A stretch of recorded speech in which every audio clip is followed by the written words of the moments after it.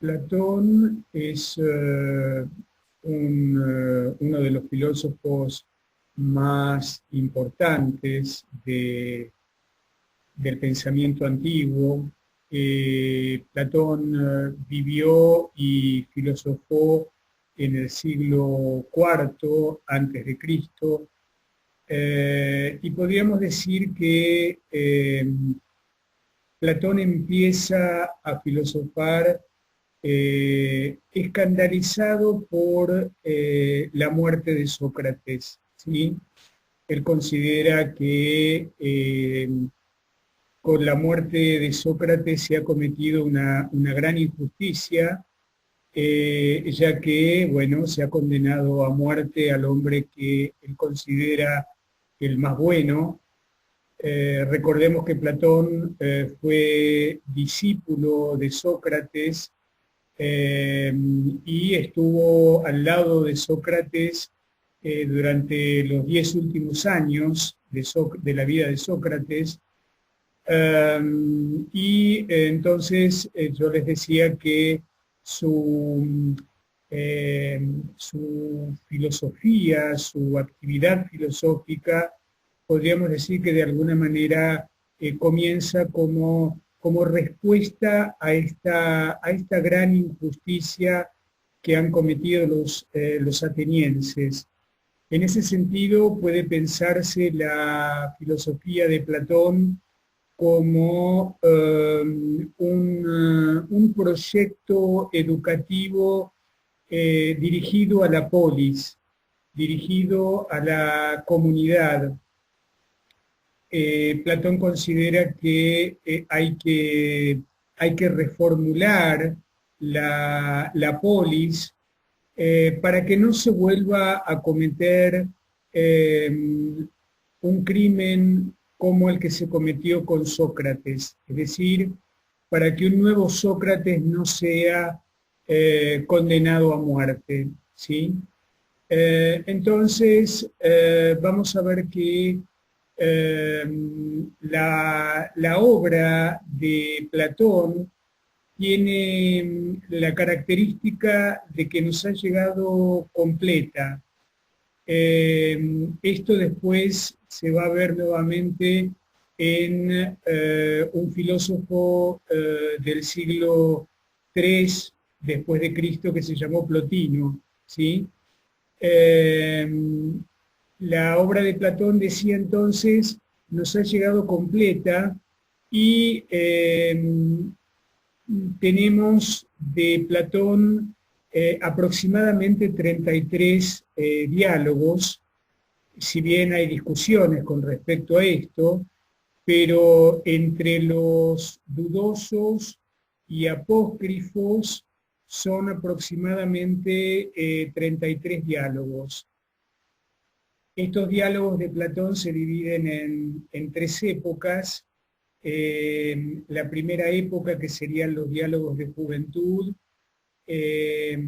ahí vamos a ubicar aquellos diálogos que están dedicados a Sócrates y fundamentalmente a mostrar el modo en que Sócrates filosofaba. Podríamos decir que estos primeros diálogos, que aproximadamente son 10, están, digamos, son un homenaje a su maestro, ¿sí? Son también los diálogos llamados aporéticos, porque justamente lo que muestra Platón es que Sócrates fundamentalmente interroga, plantea problemas, pero no da soluciones. A esto se le llama aporía, ¿sí? Aporía justamente porque no hay una respuesta. Sigue en pie la pregunta. Y en ese sentido, como dijimos en clases anteriores, la filosofía de Sócrates es una filosofía de la pregunta, ¿sí? Entonces, tenemos estos primeros diálogos Después hay una segunda época, que es la época de madurez, donde ahí aparece la teoría de las ideas, que es una teoría platónica, que si bien está puesta en boca de Sócrates, hay, digamos, bastante consenso de que ahí Platón está, digamos, planteando su teoría, su filosofía. Y finalmente hay una tercera época que es lo que serían los diálogos de autocrítica, ¿sí? Platón es, en ese sentido, un filósofo muy interesante y que tal vez esto es algo pocas veces visto dentro de la historia del pensamiento, donde él pone en cuestión, en esa última etapa, que serían los diálogos de vejez, pone en cuestión la teoría de las ideas que venía planteando hasta ese momento. Entonces, vamos a ver que fundamentalmente Platón se opone, vamos a ver que a través de Sócrates, Sócrates es el portavoz de la mayoría de los diálogos de Platón. Podríamos decir que solamente en 3 diálogos Sócrates no aparece. Y como les decía, Platón de alguna manera, a través de Sócrates, responde a este relativismo subjetivista de los sofistas, ¿sí? Justamente Platón va a oponerse a este planteo de los sofistas, ¿sí? Y vamos a ver que el pensamiento de Platón es un pensamiento dicotómico. Él va, digamos, va a diferenciar lo que es la multiplicidad de lo que es la unidad. Y a la multiplicidad la va a caracterizar como el mundo, digamos, que se capta a través de la sensibilidad, ¿sí? Lo que también ha sido llamado como mundo sensible, ¿sí? Y por el otro lado, lo que sería la captación de la unidad, que es lo que también ha sido llamado el mundo inteligible, es decir, ese mundo que se capta a través del esfuerzo intelectual. Platón va a plantear que el mundo sensible o ese conocimiento que tenemos a través de la sensibilidad es un conocimiento de la diversidad y es un conocimiento que no puede producir certezas porque justamente la sensibilidad nos brinda una información, digamos, provisoria, devaluada, contradictoria, vacilante, y en ese sentido no nos proporciona eso que también se denomina el mundo sensible, no nos proporciona un conocimiento cierto.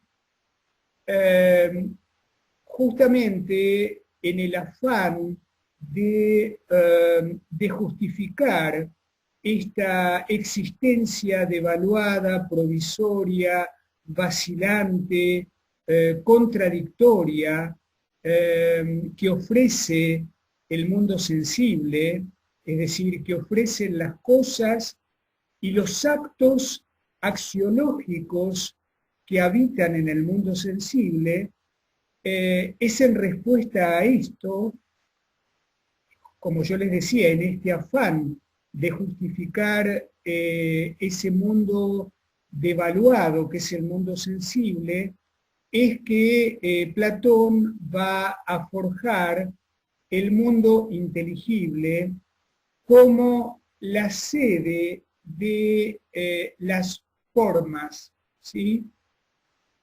Entonces tenemos un mundo sensible y tenemos un mundo eidético en donde habitan las formas que van a ser la garantía de estas cosas o casos particulares o individuales que habitan el mundo sensible.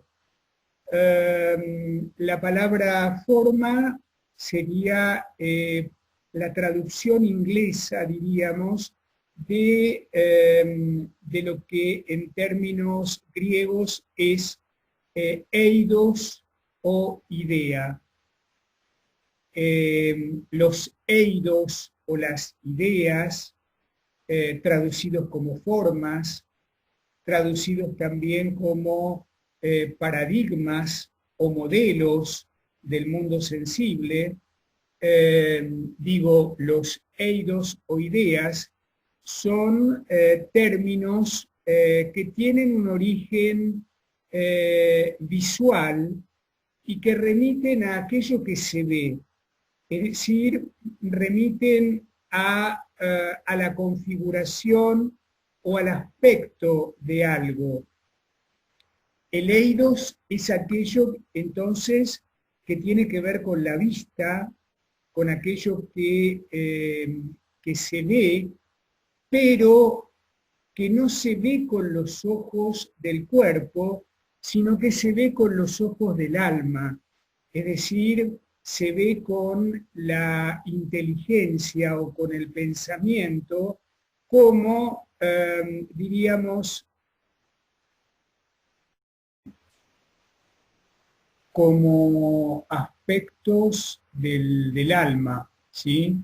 Recordemos que ya a partir de Sócrates el alma es la sede de la sensibilidad, del pensamiento, de la inteligencia, ¿sí?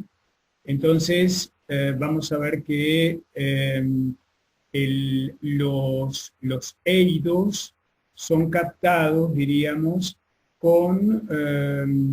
digamos, con estos aspectos del alma que van a ser diríamos, la inteligencia, el esfuerzo intelectual, diríamos, es decir, no tiene que ver con los ojos físicos, sino con los ojos de la inteligencia, diríamos, ¿sí?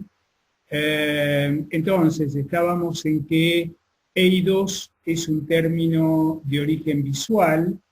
Nosotros sabemos que desde los albores del pensamiento occidental, lo visual tiene un lugar de privilegio en lo que tiene que ver con el conocimiento, ¿sí?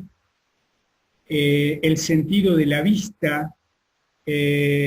Aristóteles en el capítulo 1 de la metafísica nos dice que el sentido de la vista es justamente el sentido más importante en lo que tiene que ver con el conocimiento, ¿sí? Vamos a ver que esto atraviesa toda la historia toda la historia del conocimiento occidental, la importancia de la vista, la importancia de lo lumínico, ¿sí? Lo que en el siglo XVIII va a ser el iluminismo, en contraposición a la oscuridad identificada con lo medieval, identificada con la ignorancia, ¿sí? Entonces, bueno, este término, eidos, que es un término de la vida cotidiana, la mayoría de los términos utilizados en la filosofía son términos extrapolados a los términos de utilización en la vida cotidiana, ¿sí? Son términos, diríamos, que tienen que ver con el saber de sentido común, pero que están utilizados filosóficamente. Entonces, el mundo inteligible va a ser la sede de los eidos, o la sede de las ideas, o de las formas, o de los paradigmas, o de lo en sí. Es decir, Platón también se va a referir en el mundo inteligible a lo en sí, que también sería, digamos, un sinónimo de los eidos, ¿sí? Por ejemplo, va a hablar de la belleza en sí, la valentía en sí, diríamos, la piedad en sí, bueno, todo esto tiene que ver con aquello que garantiza esas cosas o actos del mundo sensible que están para Platón en falta de ser. Es decir, las cosas del mundo sensible, si bien no están impugnadas, están en falta de ser para Platón. Poseen un no ser relativo.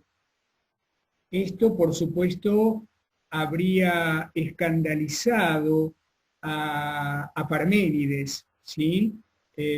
Platón entonces va a decir que el mundo sensible es el mundo del no ser relativo, ¿sí? Es el mundo en donde hay una falta de ser, a diferencia del mundo inteligible, que es el mundo, diríamos, de lo absoluto, es el mundo, diríamos, en donde está aquello que es perfecto, ¿sí? Es decir, donde están lo que también él llama las usías onto, es decir, la usía ontos es otra manera de referirse Platón a estas garantías de las cosas y de los casos particulares que habitan el mundo sensible, ¿sí? Es decir, este mundo sensible, devaluado, provisorio, vacilante, contradictorio, sujeto a la corrupción, sujeto a la desaparición, este mundo sensible que es el mundo del devenir, devenir en griego se dice génesis, y en la génesis hay siempre algo del no ser, ¿sí? Lo que se genera tiene un no ser relativo, porque antes de generarse no era, y a medida que va desarrollándose, que también es otra de los sentidos del término génesis, a medida que se va desplegando, también va dejando en su despliegue restos del no ser. Entonces, el mundo sensible es un mundo justamente por estar habitado por la falta de ser, es un mundo que, según Platón, no puede brindarnos un conocimiento cierto, y es por eso que él va a forjar el mundo inteligible, o también llamado mundo eidético, ¿sí? Donde justamente están los eidos o las usías que corresponden a cada caso particular del mundo sensible, ¿sí? Por ejemplo, en el mundo sensible habitan la multiplicidad de árboles, ¿sí? Por ejemplo, el olmo, el ombú, el sauce, los álamos, ¿sí? Pero todos ellos, al formar parte de una multiplicidad, están en falta de ser, ¿sí? El ombú tiene un ser, que es el ser del ombú, pero está en falta de ser un álamo, está en falta de ser un sauce, está en falta de ser, digamos, un baobab, podríamos decir, ¿sí? O una secuoya, diríamos, ¿sí? Mientras que en el mundo inteligible está la usía ontos del árbol, ¿sí? Que no le falta ningún árbol, es decir, los contiene a todos, ¿sí? Entonces, tenemos esta dicotomía entre el mundo sensible y el mundo inteligible, y vamos a ver que lo que le va a interesar a Platón es cómo se comunica el mundo sensible con el mundo inteligible y el mundo inteligible con el mundo sensible. Entonces, vamos a ver que Platón va a decir que el mundo sensible y el mundo inteligible se comunican de dos maneras diferentes. Es decir, hay dos vías de comunicación entre el mundo sensible y el mundo inteligible. Y esas dos vías de comunicación son lo que él va a llamar la parusía y la métexis. La parusía es la presencia de la usía en el mundo sensible, ¿sí? Y es una vía que va de abajo hacia arriba, ¿sí? Es decir, va desde ese mundo inteligible, que es perfecto, que es inmutable, que es inalterable, que es eterno, ¿sí? En donde están las usías correspondientes a cada caso particular o cosa del mundo sensible. Entonces, Platón va a decir que la parusía tiene que ver con el descendimiento, el descenso de la usía al mundo sensible, ¿sí? Mientras que la métexis va a tener que ver con el ascenso. Una va a tener que ver con el descendimiento, ¿sí? O el descenso, como ustedes quieran, ¿sí? Y otra va a tener que ver con el ascenso, digamos, la métexis. Métexis que se traduce como participación, ¿sí? Parusía se traduce como presencia, que sería la presencia del mundo inteligible en el mundo sensible, y la métexis va a ser la participación del mundo sensible en el mundo inteligible. Esa presencia y esa participación siempre va a estar en falta de ser, ¿sí? Es decir, las cosas del mundo sensible participan del mundo inteligible, es decir, tienen una parte de la usía, pero nunca la totalidad de la usía, porque si no, no habría diferencia entre el mundo sensible y el mundo inteligible. Es decir, las cosas del mundo sensible, los actos del mundo sensible, tienen una parte de la usía correspondiente, ¿sí? Por eso están en falta de ser, no tienen el ser total de la valentía, el ser total de la belleza, el ser total de la piedad, el ser total de la mesa, el ser total de la silla, el ser total del perro, etcétera, etcétera. El ser total del árbol solamente está en el mundo inteligible, ¿sí? Entonces tenemos estas dos vías en donde el mundo sensible y el mundo inteligible se comunican, y estas dos vías que también Platón en algún momento llama imitación, es decir, las cosas y los casos particulares,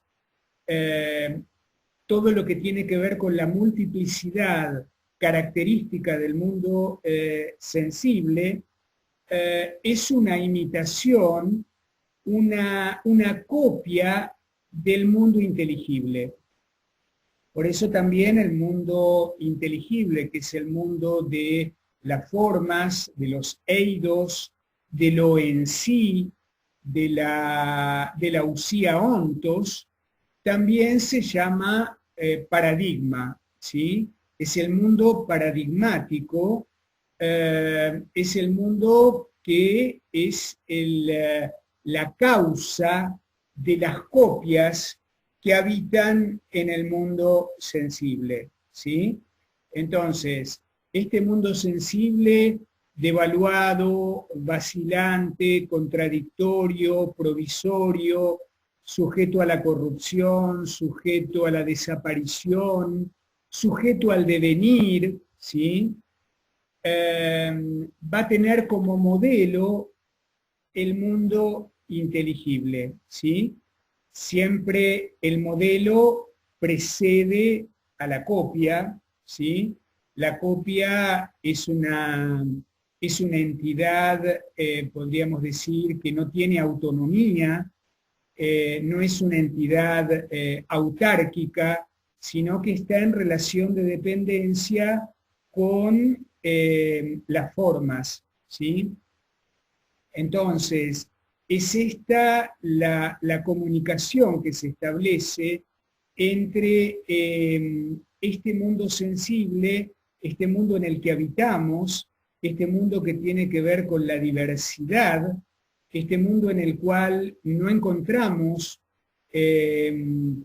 lo en sí, no encontramos la mesa en sí, ni la valentía en sí, ni el árbol en sí, sino que encontramos una multiplicidad de actos valientes, una multiplicidad de bellezas, bellezas, por ejemplo, que son relativas. No es lo mismo la belleza en Oriente que la belleza en Occidente, ¿sí? Belleza que además está sujeta a la corrupción y a la desaparición, lo mismo que la mesa del mundo sensible en algún momento va a dejar de ser, va a desaparecer, ¿sí? Mientras que la mesa del mundo inteligible es inalterable, es eterna, es incorruptible, ¿sí? Está más allá del espacio y del tiempo, ¿sí? Bien, entonces, está esta dicotomía en Platón entre lo que sería la multiplicidad y la unidad, ¿sí? Hay autores que dicen que en realidad Platón nunca habló de mundo sensible ni de mundo inteligible, sino que en realidad habló de lo múltiple y de la unidad, ¿sí? Entonces, vamos a ver que con respecto a la métexis, que es uno de estos aspectos de la imitación, Platón va a decir que todas las cosas del mundo sensible están orientadas teleológicamente hacia las formas correspondientes, ¿sí? Por ejemplo, todas las mesas del mundo sensible, o todos los perros del mundo sensible, o todos los árboles del mundo sensible, o todas las valentías del mundo sensible, quieren ser como la usía ontos correspondiente, quieren ser como su eidos correspondiente, es decir, todos los árboles, los álamos, los pinos, los sauces, las secuoyas, ¿sí? Los álamos, quieren ser como el árbol en sí que habita en el mundo inteligible, pero no pueden. No pueden porque están en falta de ser. Y lo que tienen es solo una parte de esa perfección que solo está en el mundo inteligible, ¿sí? Esto es lo que tiene que ver con la participación. Con respecto a la usía, podríamos decir que la usía, con respecto a la parusía, que es la presencia de la usía en el mundo sensible, vamos a ver que hay como grados de descenso, ¿sí? Una cosa es la idea de mesa o la mesa en sí, el eidos de mesa, que tiene todo el ser de la mesa. Una cosa entonces, digo, es el eidos de la mesa, que podríamos ejemplificar que ese eidos de la mesa está en la mente del carpintero, ¿sí? El carpintero, para poder hacer la mesa física, la mesa del mundo sensible, tiene que tener primero el eidos de la mesa. Cuando concretiza ese eidos, transformando la madera en mesa, ¿sí? Esa mesa va a estar en falta de ser, es decir, va a haber una devaluación de esa mesa con respecto a la mesa en sí, que podríamos decir está en la mente del carpintero, ¿sí? Entonces, esa es una mesa que no tiene todo el ser de la mesa, ¿sí? Es una mesa que puede ser de madera, de 4 patas, pero sabemos que hay otro tipo de mesas, hay mesas de hierro, hay mesas de metal, hay mesas de plástico, hay mesas de 4 patas, hay mesas de 5 patas, hay mesas de 6 patas, hay mesas de una sola pata, hay mesas rectangulares, hay mesas triangulares, hay mesas redondas, es decir, hay una multiplicidad de mesas, y todas están, por el hecho justamente de ser diversas, la diferencia tiene que ver con la falta de ser, están en falta de ser, ¿sí? Entonces, en ese descenso del eidos de mesa, en este ejemplo, la mesa que hace el carpintero está en falta de ser. Si a esa mesa, digamos, que tiene una presencia relativa, ¿sí?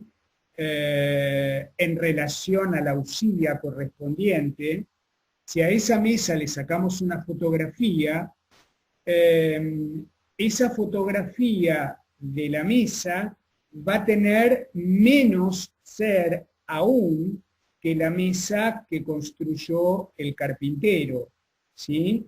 Y si a esa fotografía de la mesa un pintor la representa en un cuadro, ¿sí?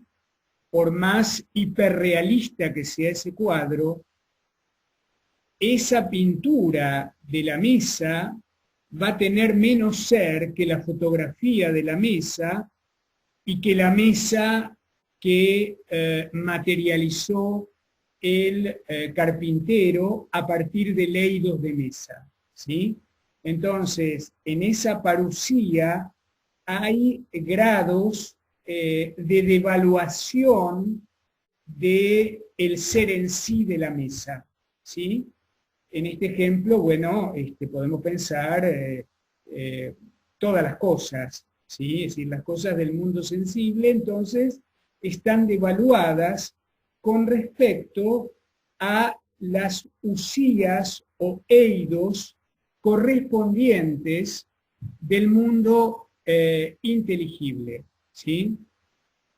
Vamos a ver que todas estas formas, la forma de mesa, la forma de cama, la forma de silla, la forma de persona, la forma de perro, la forma de árbol, ¿sí?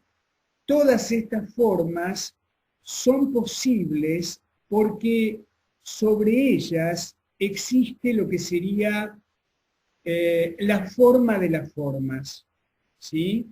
El eidos de los eidos, ¿sí? Que sería la forma más perfecta. Esa forma es la condición de posibilidad de las demás formas del mundo inteligible, y a esta forma de las formas que Platón va a llamar agatos. El agatos entonces es la idea de las ideas, ¿sí? El eidos de todos los eidos. Platón la va a comparar con el sol del mundo sensible. Es decir, todas las cosas en el mundo sensible tienen la capacidad de exhibirse, diríamos, ¿sí?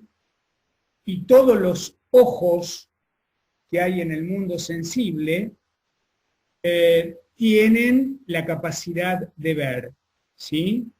Pero vamos a ver que para que la capacidad de ver se despliegue y para que las cosas puedan mostrarse, se necesita de algo tercero. Es decir, no es suficiente con que los ojos tengan la capacidad de ver y las cosas tengan la capacidad de mostrarse. Se necesita algo tercero, y ese algo tercero, Platón lo va a llamar sol, ¿sí? Es decir, nosotros diríamos, bueno, el sol y en nuestra época, bueno, la luz eléctrica, ¿sí? Es decir, si nos quedamos sin luz en nuestros domicilios, por más evidentes que seamos, por más que tengamos la capacidad de ver, vamos a andar a tientas. Es decir, no podemos ver y tenemos que ir despacio para no tropezarnos con las cosas, ¿sí? Entonces, lo mismo le pasa a las cosas no se pueden mostrar si no hay luz. Es decir, la luz, o lo que Platón va a ejemplificar con el sol, es lo que va a permitir que los ojos puedan ver y las cosas puedan desplegar su capacidad exhibicionista, diríamos, ¿sí? Entonces, esto que es el ejemplo que da Platón. Platón suele dar muchos ejemplos, incluso ejemplos que provienen de la mitología griega, ¿sí? De esa mitología que se hunde en la noche de los tiempos, ¿sí? De esa mitología que empieza a tener forma literaria a partir de Homero y de Hesíodo, esa mitología que luego va a ser recuperada en la literatura dramática, ¿sí? En la tragedia ateniense. Bueno, Platón se va a servir de los mitos antiguos para ejemplificar muchas cuestiones que pueden resultar, y que de hecho lo son, abstractas, ¿sí? Es una manera de algún modo podríamos decir, es un descenso de lo abstracto a lo concreto, ¿sí? Que Platón utiliza bastante.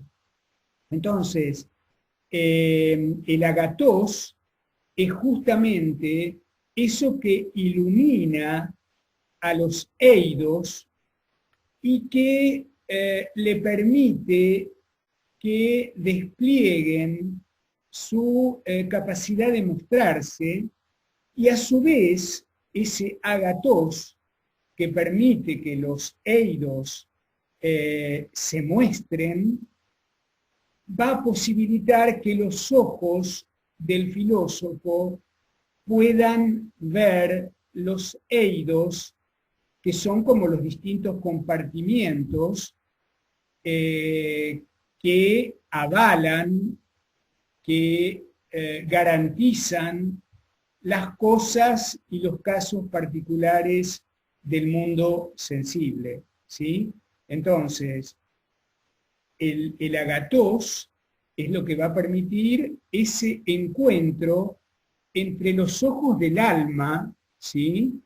Esa visión que tiene que ver con, no con los ojos físicos, sino con el esfuerzo intelectual, esa visión que está presente en, como yo les decía, en el concepto de eidos y también en el concepto de teoría y en el concepto de teatro, ¿sí? El teatro es el lugar en donde la gente acude a mirar, ¿sí? Lo que otros exhiben en el escenario, ¿sí? Entonces, la teoría es justamente la visión, pero no con los ojos físicos, sino esa visión que me permite el conocimiento de aquello que está detrás de lo que aparece, ¿sí?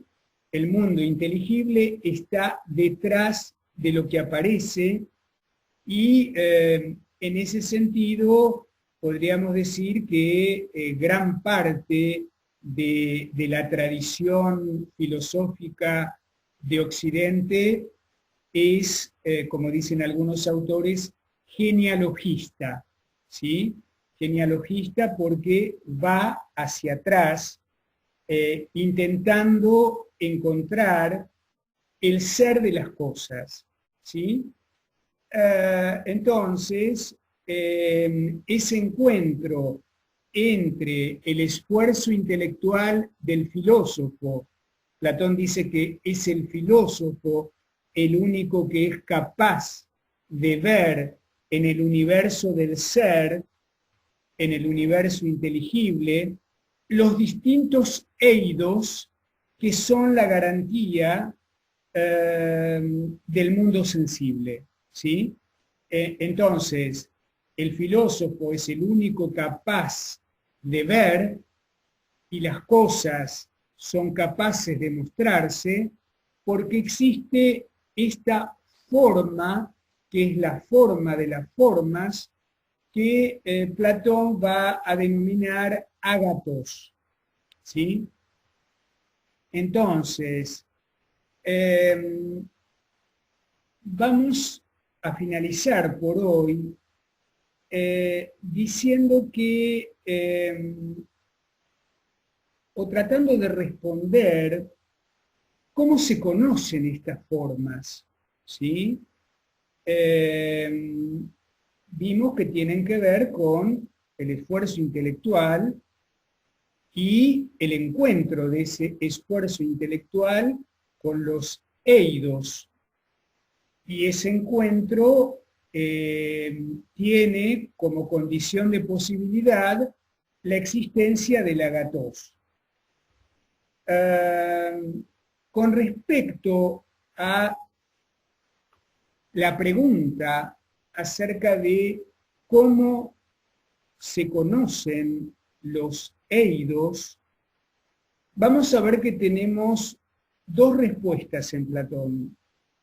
Una respuesta mítica y otra respuesta dialéctica. El término dialéctica es un término que durante mucho tiempo fue sinónimo de filosofía.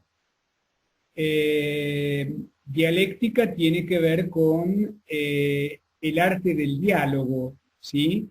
La dialéctica supone la presencia de un otro, ¿sí?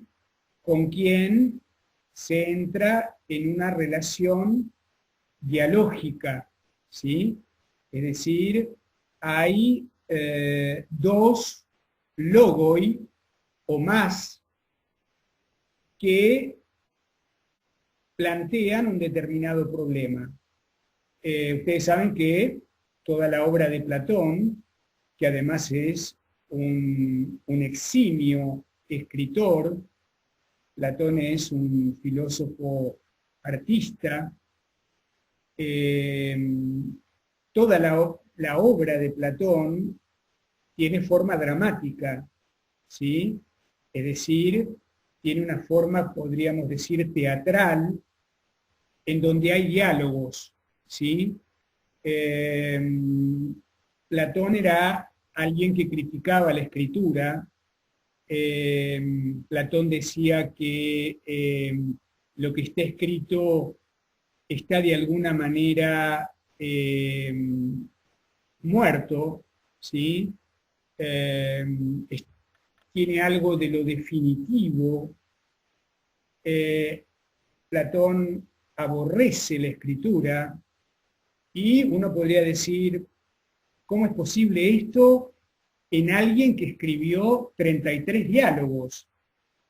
Justamente porque él elige la forma del diálogo porque es aquello que se parece más a la discusión oral, diríamos, y porque tiene algo vital el diálogo, ¿sí? Donde hay uno que pregunta, hay otro que responde, hay un tercero que vuelve a preguntar, digamos, donde en ese diálogo uno ve distintos puntos de vista y sobre todo en los primeros diálogos, los diálogos socráticos, distintos puntos de vista y ninguna respuesta definitiva. Y tal vez esto es lo característico de la filosofía, ¿no? El hecho de ser aporética, ¿sí? Por lo menos este es mi punto de vista, digamos, ¿no?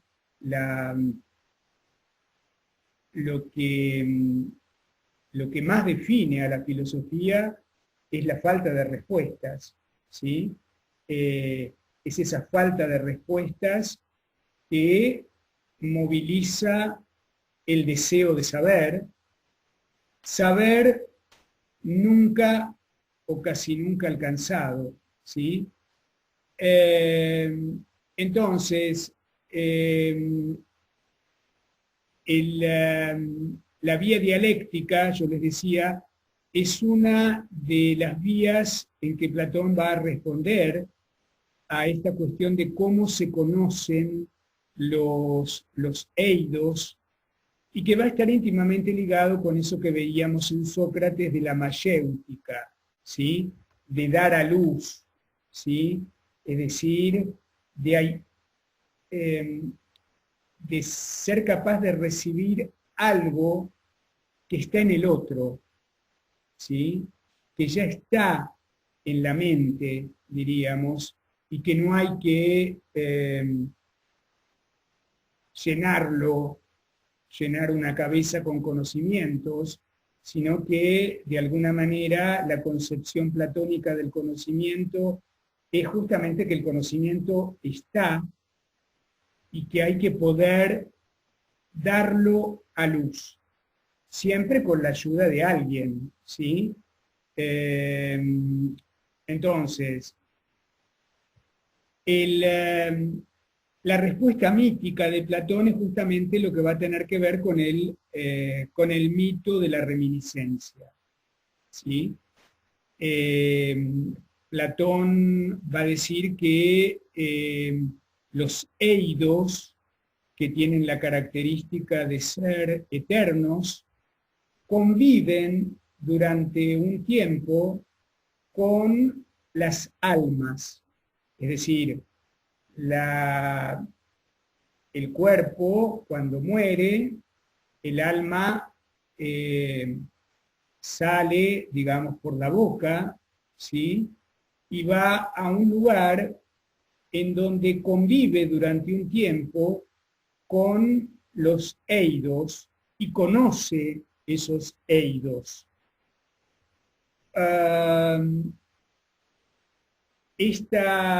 Hay una cohabitación entonces de las almas que son inmortales y de los eidos que son eternos. Hay una cohabitación, digo, hasta el momento en que las almas encarnan en otros cuerpos, ¿sí? Esto es lo que Platón va a denominar como la metempsicosis. La metempsicosis es la creencia en la transmigración del alma. Es decir, cuando el alma deja un cuerpo, durante un tiempo está en este lugar en donde convive con los diferentes eidos y por lo tanto los conoce, hasta que llega el momento en que vuelve al mundo sensible encarnando en otro cuerpo. Es decir, cuando el alma encarna a un nuevo cuerpo, ¿sí? Cuando le da vida al cuerpo, el alma tiene que ver justamente con aquello que mueve. Habíamos visto que el alma, podríamos decir que es la denominación más antigua de lo que el psicoanálisis va a denominar deseo, ¿sí? El alma tiene que ver con aquello que mueve, ¿sí? Es decir, en un momento del pensamiento antiguo, los pensadores pensaban que justamente todo tenía alma porque todo, además de ser, ¿sí? Esto que era el origen del asombro, el hecho de que había ser, y eso que había estaba en movimiento. Y todo lo que estaba en movimiento porque tenía alma. De alguna manera Tales de Mileto esto lo dice en una de sus frases más enigmáticas cuando dice, todo está lleno de dioses, ¿sí? Esto que luego Virgilio en la Eneida, en el siglo I después de Cristo o antes de Cristo, en este momento no recuerdo bien, pero Virgilio va a decir todo está lleno de Júpiter. ¿Mm? Entonces, el alma encarna con todo un conocimiento, pero antes de encarnar, ¿sí? Es decir, antes de atravesar el mundo sensible, antes de dejar ese universo inteligible, atraviesa por un río que es el leteo. El leteo es el río del olvido. Lete en griego significa olvido. Entonces, antes de encarnar, recordemos que el leteo es uno de los 5 ríos infernales. Esto lo vimos en algunos de los encuentros audiovisuales que tenemos. El leteo entonces es el río del olvido. Lete significa olvido, ¿sí? Y entonces el alma, cuando encarna, encarna olvidada de todo aquello que conoció en el universo del ser. A medida que va viviendo, ¿sí? Y a medida que va tomando contacto con la multiplicidad del mundo sensible, el alma recuerda, ¿sí? Es decir, conocer, para Platón, es reconocer. Conocer es recordar, ¿sí? El conocimiento es, para Platón, reminiscencia, ¿sí? Esta es entonces la vía mítica. Con respecto a la vía dialéctica, yo les decía hace un rato que el diálogo es la forma que toma la obra de Platón, la forma escrita es el diálogo, y diálogo en griego también significa a través del discurso, ¿sí? Diálogos, ¿sí? Dia significa a través, y logos, bueno, ustedes saben, significa, entre otras cosas, porque es un término polisémico, significa discurso. ¿Se acuerdan? Discurso, razón, sentido, significado, concepto, fundamento, fórmula, incluso oración fúnebre, ¿sí? Todo eso, todas estas son las acepciones que tiene este término griego logos. Entonces, es a través del discurso que se va llegando al aleidos, ¿sí? Aleidos, o podríamos decir al logos. Entonces, Platón va a decir que a partir de la observación de los diferentes logoi, se va llegando, esto tiene que ver con el razonamiento inductivo, se va llegando al logos, ¿sí?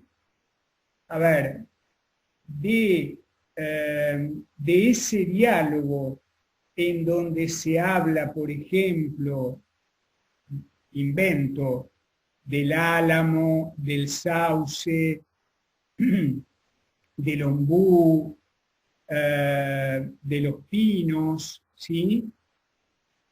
En ese diálogo donde a partir de determinados semejantes se intenta encontrar el logos, esto implica justamente un ir de lo particular a lo general.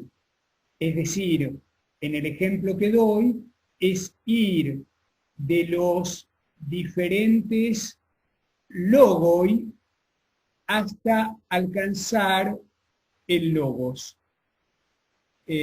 Por hoy, entonces, vamos a dejar acá. Gracias por escucharme siempre.